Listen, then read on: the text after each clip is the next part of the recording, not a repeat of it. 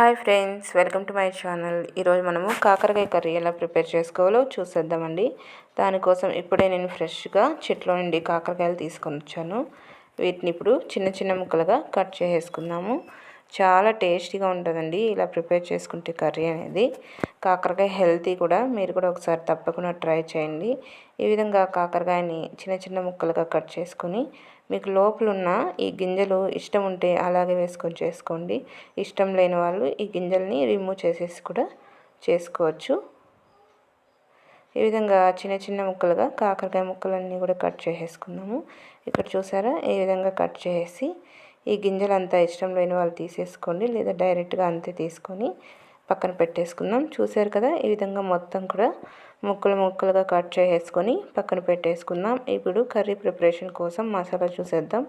వేరుశనగ గింజలు ఒక 4 tablespoons, red chilli powder 2 tablespoon, ధనియా పౌడర్ 1½ టేబుల్ స్పూన్, పసుపు ఒక 1/2 టేబుల్ స్పూన్ వరకు తీసుకున్నానండి. ఇప్పుడు ఈ మొత్తాన్ని కూడా మిక్సీకి పట్టేసుకోవాలి. అలాగే తెల్లగడ్డపాయలు ఒక 6 లేదా 7 తీసుకోండి. అలాగే టమోటాలు బాగా పండిన ఒక 3, ఆనియన్స్, ఫ్రెష్గా ఉన్న కరివేపాకు రెమ్మలు కూడా తీసుకొని ఇప్పుడు ఒక మిక్సీ జార్ తీసుకొని ఇందులోకి తెల్లగడ్డపాయలు యాడ్ చేసేసి, అలాగే ఇందులోకి మనం ముందుగా వేయించుకున్న ఈ పల్లీలు, అలాగే రెడ్ చిల్లీ పౌడర్, ధనియా పౌడర్ అంతా కూడా ఇందులో యాడ్ చేసేసుకుందాము.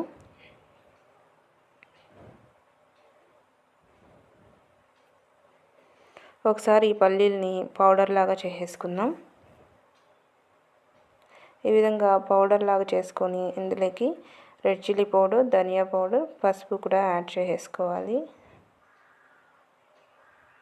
అలాగే కొద్దిగా వాటర్ని యాడ్ చేసి మెత్తగా పేస్ట్ లాగా మిక్సీకి పట్టేసుకుందాం.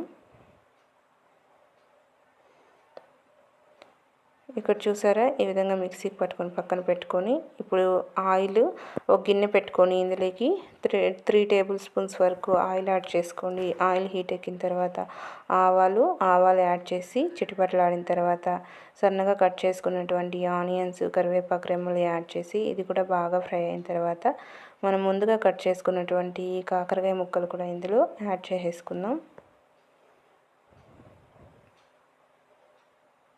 ఈ కాకరకాయ ముక్కలు కూడా ఇందులో యాడ్ చేసి ఈ ఆయిల్లో ఈ ముక్కలన్నీ కూడా బాగా ఫ్రై అయ్యేంత వరకు ఫ్రై చేసేసుకోవాలి. ఈ కాకరకాయ ముక్కలు ఎంత బాగా ఫ్రై అయితే టేస్ట్ అనేది అంత బాగుంటుంది, చేదు లేకుండా ఉంటుంది బాగా ఫ్రై అవ్వడం వల్ల. ఈ విధంగా కాకరకాయ ముక్కలు మీడియం ఫ్లేమ్లో పెట్టుకొని ఇవంతా కూడా చక్కగా ఫ్రై అయ్యేంత వరకు ఫ్రై చేసుకుందాం. ఇది ఫ్రై అవుతూ ఉన్నప్పుడే ఇందులోకి రుచికి సరిపడా రాళ్ళుప్పు కానీ సాల్ట్ కానీ యాడ్ చేసి ఫ్రై చేసుకోండి. ఇలా ఉప్పు యాడ్ చేయడం వల్ల త్వరగా మనకి ఫ్రై అయిపోతుంది. అలాగే ఇందులోకి ఒక 1/2 టేబుల్ స్పూన్ కంటే కూడా తక్కువగా పసుపుని యాడ్ చేసుకోండి. ఆల్రెడీ మసాలాలో కూడా యాడ్ చేసాం కాబట్టి చూసుకొని పసుపుని కూడా యాడ్ చేసి ఒకసారి మొత్తం కూడా బాగా కలిసేలాగా కలిపేసుకొని బాగా ఫ్రై చేసుకుందాము. కాకరకాయ ముక్కలు ఎంత చక్కగా ఫ్రై అయితే మనకి టేస్ట్ అనేది అంత బాగుంటుంది, చేదు కూడా మనకి ఎక్కువగా ఉండదు, కర్రీ అనేది కమ్మగా ఉంటుంది తినేటప్పుడు. ఈ విధంగా బాగా ఫ్రై అయ్యాయి కదా, ఇప్పుడు ఒకసారి కలిపేసుకొని ఇందులోకి మనం ముందుగా కట్ చేసుకున్న టమోటా ముక్కలు కూడా యాడ్ చేసేసుకుందాం. ఈ టమోటా ముక్కలు కూడా యాడ్ చేసి ఇదంతా బాగా కలిసేలాగా ఒకసారి కలిపేసుకోవాలి.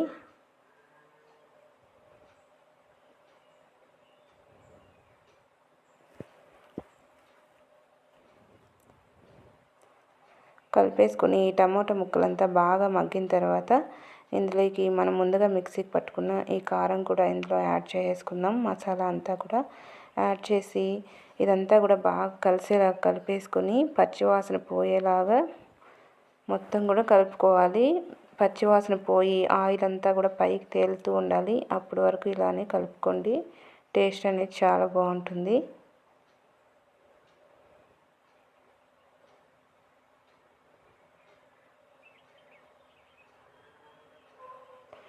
ఇలా ఆయిల్ అంతా పైకి తేలుతూ ఉడుకుతూ ఉన్నప్పుడు ఇదే మిక్సీ జార్లోకి కొద్దిగా వాటర్ యాడ్ చేసుకుందాం. అలాగే ఇందులోకి కూరకు సరిపడా చూసుకొని వాటర్ను కూడా యాడ్ చేసుకొని ఇదంతా కూడా బాగా మిక్స్ అయ్యేలాగా ఒకసారి మిక్స్ చేసేసుకుందాము.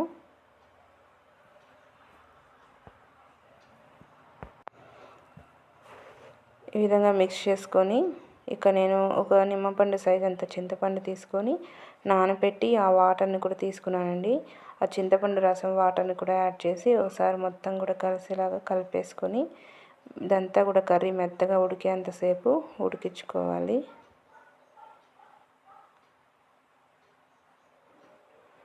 ఇలా ఉడుకుతూ ఉన్నప్పుడు మధ్య మధ్యలో ఒకసారి కలుపుకుంటూ ఉప్పు కారం అంతా సరిపోయిందా లేదా చెక్ చేసుకొని ఏమైనా తక్కువ అనిపిస్తే యాడ్ చేసుకొని కూర అంతా కూడా దగ్గర పడి ముక్కలంతా ఉడికేంత వరకు ఉడికించుకునేద్దాం. చూసారు కదా, ఈ విధంగా కర్రీ దగ్గర పడుతూ అంతా ఉడికిపోయింది కదా.